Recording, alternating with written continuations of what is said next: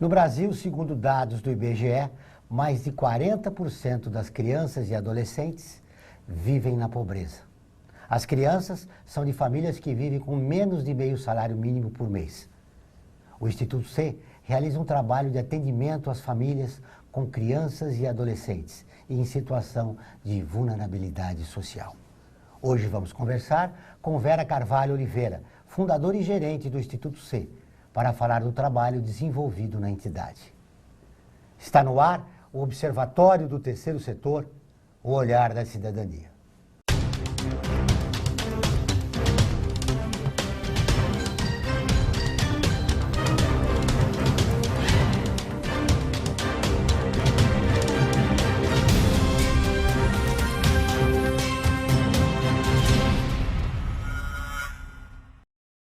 O Observatório do Terceiro Setor mostra pessoas que trabalham para a melhoria da sociedade, além de divulgar e interagir de forma comprometida com as organizações de interesse social. Vera Carvalho Oliveira coordenou as atividades para famílias em situação de vulnerabilidade social, na primeira franquia Saúde Criança, na cidade de São Paulo. Tudo bem, Vera? Seja bem-vinda ao Observatório. Obrigada, João. Como começou esse trabalho?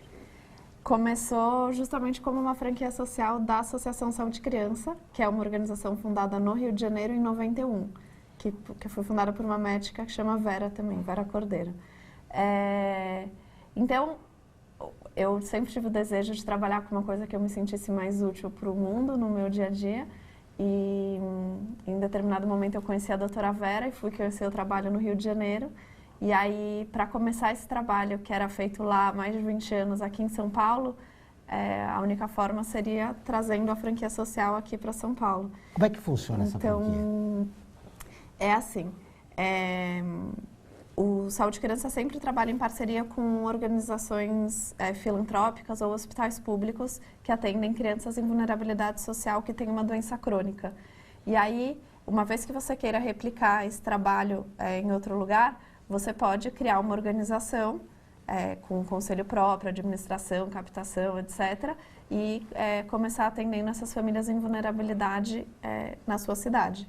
E aí eu fui atrás disso e, em parceria com a Santa Casa, a gente começou atendendo as primeiras famílias aqui em São Paulo. Isso foi em 2011. Como é o trabalho junto às famílias? E aí, assim, a gente trabalha com as famílias com o objetivo de empoderar as famílias para que elas conheçam os direitos que elas têm, os deveres que elas têm, o que a cidade oferece de forma gratuita, que elas possam ter direito e acesso, né? Seja de serviço social, educação, cidadania, geração de renda, enfim. Então, o trabalho é feito da seguinte forma: as famílias vão lá uma vez por mês e elas passam com psicólogo, pedagogo, advogado, nutricionista, assistente social, na área de renda. A gente tem um projeto focado na primeira infância, um projeto de ateliê para as famílias que querem trabalhar de casa enquanto elas cuidam dos filhos com algo manual ou de costura, e aí elas recebem pela renda, enfim. E aí, todo o nosso trabalho é feito para mostrar para as famílias tudo o que é oferecido para elas de forma gratuita e que elas desconhecem pela vulnerabilidade que elas vivem. E aí, através disso, elas vão ter muito mais noção. Como são escolhidas essas famílias? Quem faz a triagem inicial para a gente são os hospitais parceiros. Então, a gente tem parceria com alguns hospitais públicos de São Paulo. O nosso principal parceiro é a Santa Casa, que encaminha hoje 90% das famílias atendidas, mas a gente tem abertura para atender famílias de outros hospitais também. E aí, as assistentes sociais, normalmente dos hospitais, fazem uma triagem com base na saúde da criança, situação financeira da família e estrutura familiar. Dentro dessa combinação, se a família tem uma desestrutura muito grande nesse tripé, ela é encaminhada para o Instituto C e lá a gente faz uma nova triagem para ver qual é a renda da família, qual a escolaridade, o que ela conhece dos serviços públicos que a cidade oferece. E aí a gente entende que a família tem perfil para ser atendida, ela passa a frequentar a organização. Ou seja, o Instituto C não propicia o atendimento só para as crianças, mas para a família. Se preocupando em dar uma renda para que essa família mantenha a qualidade de vida das crianças e adolescentes. Quem oferece a renda não somos nós, né? A família, uma vez que ela é atendida, ela passa a se estruturar de uma forma melhor, porque uma das áreas que a gente faz acompanhamento com ela é a área de renda. Então, a gente tem um atendimento que acompanha com ela, né? Todos os gastos que ela tem a cada mês, todos os ganhos que ela tem, e a gente vai vendo quanto ela ganha, quanto ela gasta, como ela poderia melhorar essa renda extra, quais benefícios sociais ela teria direito e que ela não tem, ou como fazer um currículo para ela voltar a trabalhar no momento que a criança esteja mais estabilizada. E aí, com esse acompanhamento, em média, depois de um ano de atendimento, a renda da família aumenta 50%. Qual o principal problema dessas famílias quando chegam no Instituto C? Quando chega, acho que é uma desestruturação geral, né? Uma falta de apoio em relação a tudo. Elas se sentem totalmente abandonadas e com um problema, como a maioria das famílias que a gente atende hoje são famílias com a criança doente, logo que ela descobre a doença é quando ela é encaminhada. E aí ela acaba de deixou o emprego porque ela precisa cuidar da criança, muitas vezes o marido abandona, e aí é uma mãe sozinha com 3, 4 filhos e que ela não sabe nem por onde começar, porque ela não tem noção de quais são os direitos básicos que ela tem. E aí, aos poucos, a gente vai encaminhando ela, né, para o CRAS, para os outros órgãos que o governo oferece, Defensoria Pública, etc. E aí ela vai tendo conhecimento. Mesmo o RG, por exemplo, normalmente essas crianças não têm carteira de vacinação em dia, enfim, esse tipo de coisa. Que é um absurdo, né? Nós temos, Vera, no Observatório do Terceiro Setor, uma campanha, Direitos Humanos são Direitos de Todos. Pela experiência que você tem no Instituto C, observa-se que a população de baixa renda desconhece isso. Total. Esse é o nosso grande trabalho, né? Como a gente pode fazer com que as famílias conheçam quais são seus direitos e, através disso, que elas possam ter uma vida melhor e mais autônoma, sem ter que ficar dependendo de ajuda, assistencialismo o tempo inteiro, mas que elas dependam delas mesmas. E elas só podem depender delas na hora que elas têm conhecimento dos direitos que elas têm, né? Verdade. Ô Vera, com a crise econômica, a população que mais vocês atendem deve ser C e D. Isso. E já começam a atender famílias com outro perfil, de pais e mães que perderam o emprego? Tem também esse perfil. A maioria das famílias que a gente atende não tem emprego formal. São famílias que têm emprego informal e elas acabam vivendo de bico, etc. Mas tem também famílias que, não necessariamente por conta da crise econômica, mas muitas vezes por conta da saúde da criança, ela deixa de ter um emprego formal. E aí ela tem que sair, porque até descobrir uma doença, normalmente, apesar da gente ter um sistema público de saúde muito amplo, muitas vezes a criança depende muito de hospitais específicos para conseguir identificar qual é a doença que ela tem. E ela, até chegar a um hospital como a Santa Casa, ela leva 3, 4 meses, rodando por outros hospitais menores.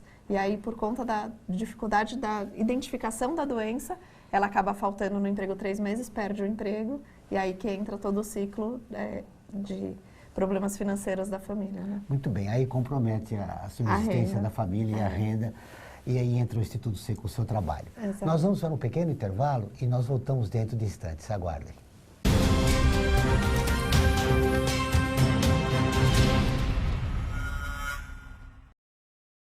A vida nos traz muitas conquistas, mostrando que todo conhecimento e esforço compensaram em cada detalhe, cada emoção. Estudar na FIA me fez crescer profissionalmente e a conquistar um objetivo maior, que foi a felicidade de ajudar meus filhos numa carreira brilhante. E a FIA compartilha esses sonhos com a melhor estrutura, corpo docente e networking que conduzem ao sucesso e à felicidade. FIA, sua maior conquista. Olá, eu sou Laura Gelbert, da ONU News. Notícias das Nações Unidas e do mundo você acompanha na página e nos programas do Observatório do Terceiro Setor, parceiro da ONU News. E para acompanhar diretamente a ONU News em português, acesse nossa página e redes sociais. Até lá!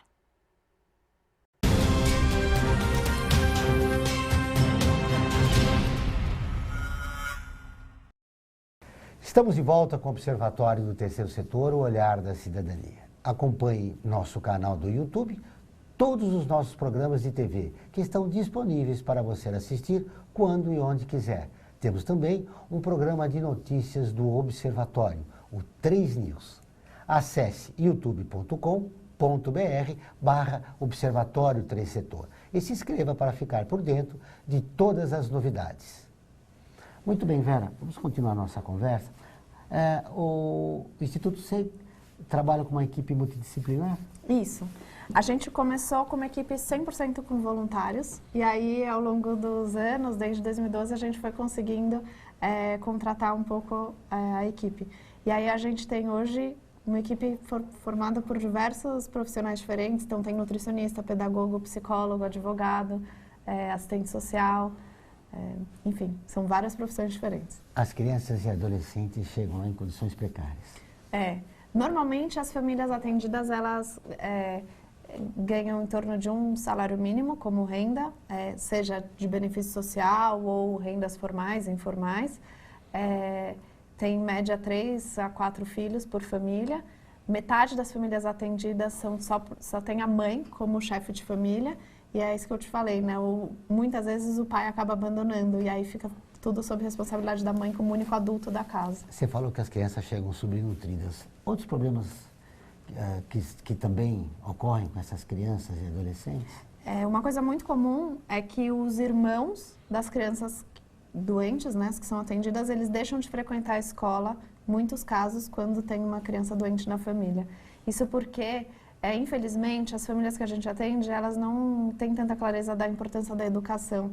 E aí, como a mãe, por exemplo, está no hospital com a criança, ela deixa de levar o outro filho na escola, e aí o filho deixa de frequentar a escola. Ou mesmo os que frequentam, por conta da vulnerabilidade que a família vive, muitas vezes tem crianças, muito comum, tem crianças de 10 anos que ainda não sabem ler e escrever, que faltam muito na escola, não conseguem acompanhar direito. E as mães também enfim. tiram as crianças para conseguir mais renda, né? Para a criança trabalhar.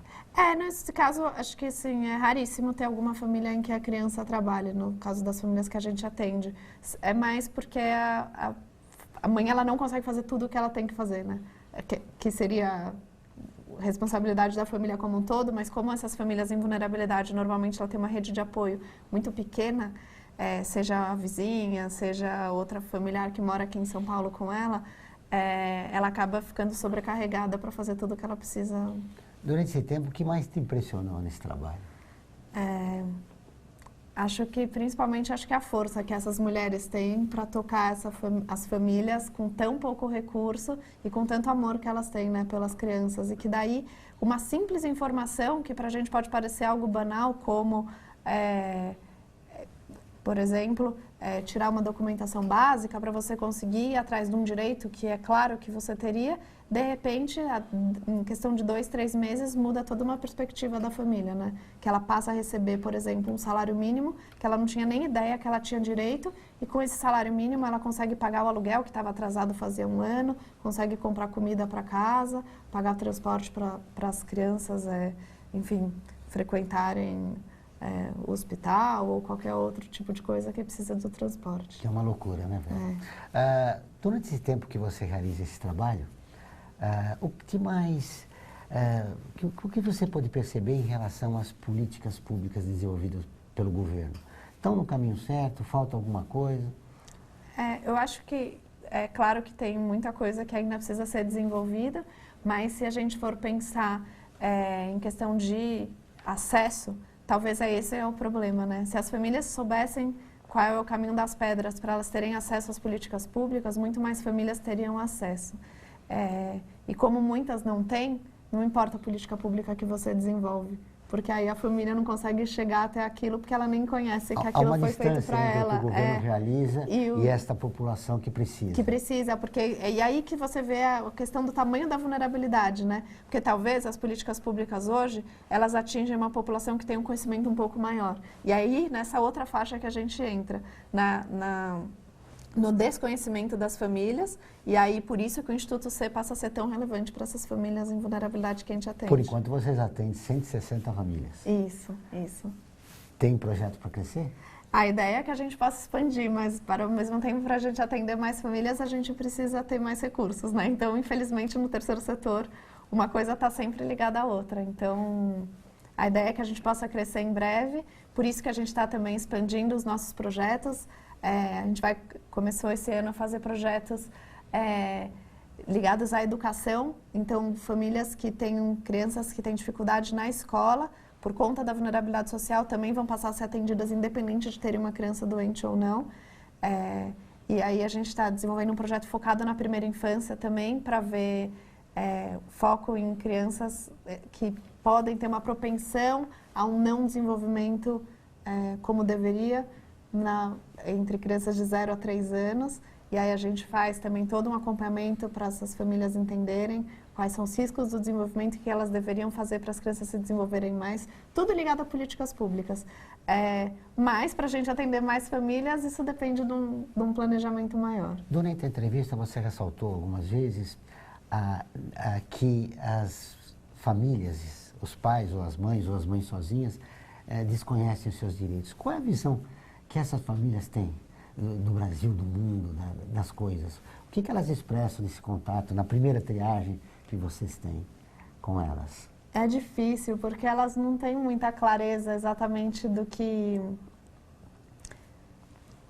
Por um lado, o país deveria oferecer tudo, por outro lado, não sabe nem como é que ela tem acesso a esse tudo e o que é o tudo que ela diz, entendeu? Então, tem muita coisa que elas ouvem do hospital, que elas ouvem da região que elas moram, da comunidade, e tem uma reclamação geral sobre a saúde, apesar da saúde de São Paulo ser infinitamente melhor de qualquer outro lugar do Brasil, e que elas têm acesso de graça a um tratamento de saúde, que isso não seria possível no lugar que... Tem muitas famílias que a gente atende que elas vêm de outras regiões do país, e elas vêm para cá ou no momento de uma doença, ou porque mudaram para São Paulo, porque São Paulo é uma cidade que, de fato, atende muitas pessoas que moram fora, sei lá, no norte, nordeste. E como é esse processo? Porque eu já te perguntei no bloco anterior, como é que as famílias são escolhidas, né? Agora você me falou que vem gente de fora do estado de São Paulo. Não para o atendimento, ela vem para a vida, né? Sim. Ela muda para cá para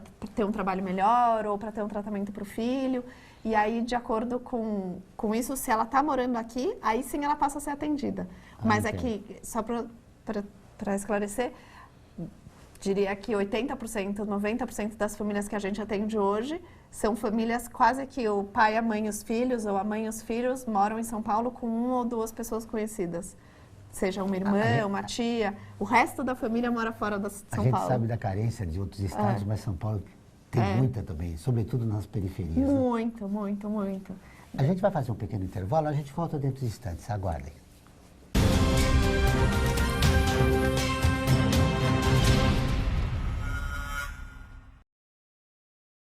A FUNASP colabora com a USP nas relações entre fundações por meio de fóruns, simpósios, seminários, pesquisas e intercâmbio de informações, além do seu investimento na área social.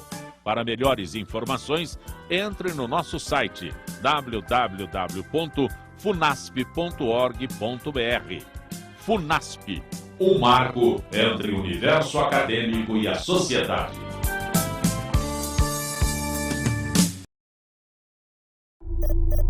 Internacionalizar a economia afeta o seu emprego? Para onde vai o Brasil? Ter opinião sem análise é só repetição. Repetição.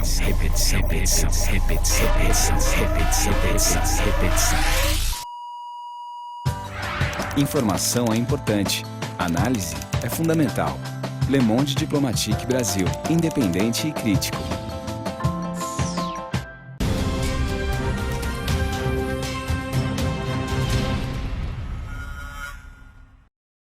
Estamos de volta com o programa Observatório do Terceiro Setor, o Olhar da Cidadania. O Observatório do Terceiro Setor está com um novo programa de rádio, Olhar da Cidadania, na Rádio USP, todas as quartas-feiras, às 17 horas. Lá nós abordamos temas da atualidade e, sobretudo, os direitos humanos. Anote, todas as quartas-feiras, às 17 horas, na Rádio USP, em São Paulo, 93,7, em Ribeirão Preto, 106,9 FM. Vera, voltando um pouco ao trabalho realizado pelo Instituto C, vocês recebem dos hospitais essas famílias. E você destacou novamente que elas não conhecem os seus direitos. Que tipo de informações elas recebem para poder interagir com os serviços públicos e com a própria sociedade quando a família está numa situação muito precária, como você disse? A gente oferece para elas informações muito básicas, né? Então, por exemplo, existe o CRAS, que é o o Centro Regional de Assistência Social. No CRAS é o lugar que a família deve ir para receber os benefícios sociais. Só que para ela receber o benefício social, ela faz o cadastro único que ela faz no próprio CRAS. Para isso, ela precisa ter toda a documentação básica dela. Então, a gente primeiro orienta como ela vai fazer para ter a documentação dela, depois faz todo o encaminhamento para o CRAS. E aí a gente vai acompanhando os encaminhamentos para as famílias, dependendo da necessidade da família. Então, tem família que não tem questão nenhuma com o CRAS, mas tem questão com a escola dos filhos. Daí a gente faz o encaminhamento junto à escola dos filhos. Ou não tem vaga na creche, enfim, depende da necessidade da família. E aí, a cada mês, a família volta, a gente dá uma nova tarefa para ela, de acordo com o que ela fez, com o que ela ainda precisa, e aí a gente vai fazendo esse acompanhamento para garantir, junto à família, que ela tem o conhecimento necessário para caminhar com suas próprias pernas. E quando a doença da criança é grave e merece os cuidados mais precisos? Todo o trabalho que o Instituto C faz é voltado para assistência social. A questão da criança doente, que tem esse viés, né, no nosso principal projeto, que é o Plano de Ação Familiar, ela é tratada exclusivamente pelos hospitais. Só que o que a gente dá muito apoio nesses casos é como as famílias podem falar com os médicos, como elas podem falar com o serviço social, enfim, com os profissionais dos hospitais sobre a doença do filho, porque muitas vezes o médico fala rápido, ele fala complicado e a família não entende. E daí ela chega pra gente e pergunta, por exemplo, meu filho está com leucemia, eu não entendi exatamente como vai ser o tratamento. Você sabe me dizer como é o tratamento? A gente jamais pode responder como é o tratamento. Primeiro que varia de criança para criança e segundo que isso não cabe a nós. Então o que a gente faz é orientar a família a como ela pode voltar para o hospital e perguntar para o médico responder direito para ela e aí ela vai entendendo o poder que ela tem como mãe de uma criança doente de perguntar para o médico o que ela quer. E que cuidados ela deve ter especiais em relação Exato. à doença da criança. Né? Muito bem, Vera, nesse atendimento, eu já te perguntei o que te mais surpreendeu, mas eu gostaria de te ouvir a respeito da equipe multidisciplinar que o Instituto C mantém. É um trabalho de assistência social, como você disse, que forma cidadão, né? Porque dá as informações básicas de como a família pode interagir na sociedade e quais são os seus direitos, né? Daí também que vem o nome do Instituto C, na verdade, que quando a gente migrou do Saúde Criança, que foi a história que eu te contei inicialmente, para Instituto C, para a gente poder desenvolver outros projetos para as famílias em vulnerabilidade social, a gente pensou, mas o que mais representa o nosso trabalho? Todos os projetos que a gente faz, ele tem o viés na criança. E é sempre com o cuidado, com o olhar cuidadoso, né, para a criança, que a gente tem esse objetivo de formar novos cidadãos. Então é C de criança? Cuidado, cidadão. C de criança, de cidadão e de cuidado. Qual é o perfil dos profissionais que você recebe no Instituto C? A gente tem dois tipos de profissionais. Tem os profissionais que são contratados e tem os voluntários. Então, é uma equipe composta sempre com esse mix, né, de funcionários e voluntários. Todos os projetos são multidisciplinares. E daí, tem profissionais da área de saúde, como nutrição, psicólogos, tem também assistentes sociais, pedagogos, depende do projeto. Como a pessoa que está ouvindo você quer ser voluntário no Instituto C, o que ela deve fazer? A gente tem uma reunião uma vez por mês para novos voluntários, em que a gente apresenta todo o Instituto e daí a gente faz como se fosse um processo seletivo para novos voluntários. Quem tiver interesse pode escrever para voluntários@institutoc.org.br, que a gente informa a data da próxima reunião e vai ser um prazer receber. Tem sido fácil você conseguir voluntários? A gente tem uma procura bem grande por voluntários. A questão é que muita gente tem interesse em fazer voluntário fora do horário comercial. E o trabalho do Instituto C é só no horário comercial. Então, tem essa pequena restrição, mas grande parte do nosso trabalho é feito por voluntário. A gente acredita que eles são fundamentais para o trabalho do Instituto C. Falando em restrição, quais as principais dificuldades que vocês enfrentaram lá no Instituto C? A gente tem, logo no início, para se estabelecer aqui em São Paulo, a gente tinha uma dificuldade do encaminhamento das famílias, por incrível que pareça, porque como a gente optou por não ser portas abertas e sempre ter um encaminhamento de um hospital, você depender de alguém para fazer o encaminhamento para o seu projeto nem sempre é fácil. Porque a gente, logo no começo, a gente ficou com muitas vagas extras abertas, sem ter as famílias. E não é porque São Paulo não tem a demanda, né? Muito pelo contrário, na cidade de São Paulo, a gente tem milhares de famílias que poderiam ser atendidas, mas desconheciam o trabalho. Essa situação de não ser portas abertas revela que vocês não escolhem, né? E depende do hospital que envia as famílias, as crianças, né? E adolescentes. Isso não pode ser um limite para o trabalho que vocês realizam? Pode com certeza. Então agora a gente está desenvolvendo novos projetos que são portas abertas e que daí famílias, enfim, que conheçam o nosso trabalho, desde que elas se enquadrem ao perfil do projeto, elas podem ser atendidas. E também a gente está fechando parceria com todos os hospitais que têm interesse em encaminhar famílias. A questão deste projeto específico, que foi o que começou o Instituto C, o Plano de Ação Familiar, ele precisava ser portas abertas para a gente ter a noção da saúde também, que isso vem do hospital. Então, tinha essa questão principal, porque nem sempre a família tem domínio de toda a situação da saúde dela, né? Vocês já atenderam famílias de moradores de rua? A gente já atendeu uma família que morava em albergue. Então, eram ex-moradores de rua que foram morar em albergues e daí todo dia eles entravam e saíam, né, do mesmo albergue. Mas, em geral, a gente atende famílias que têm casas próprias ou que moram em ocupação ou que alugam casa aqui em São Paulo. Para fechar nossa entrevista, parabéns pelo trabalho e contem com o Observatório para divulgar Obrigada. As suas atividades e esperamos que você cresça, né? Esse é um dos objetivos. No planejamento estratégico está um crescimento. Sim. Vamos mudar de endereço agora, né? A gente vai para uma nova sede agora, justamente para a gente poder se estruturar para receber cada vez mais famílias. Eu queria fechar nossa conversa. Que família que você recebeu que te mais impressionou, Vera? Que aquilo que te tocou mesmo, você falou, nossa, essa é a realidade do Brasil.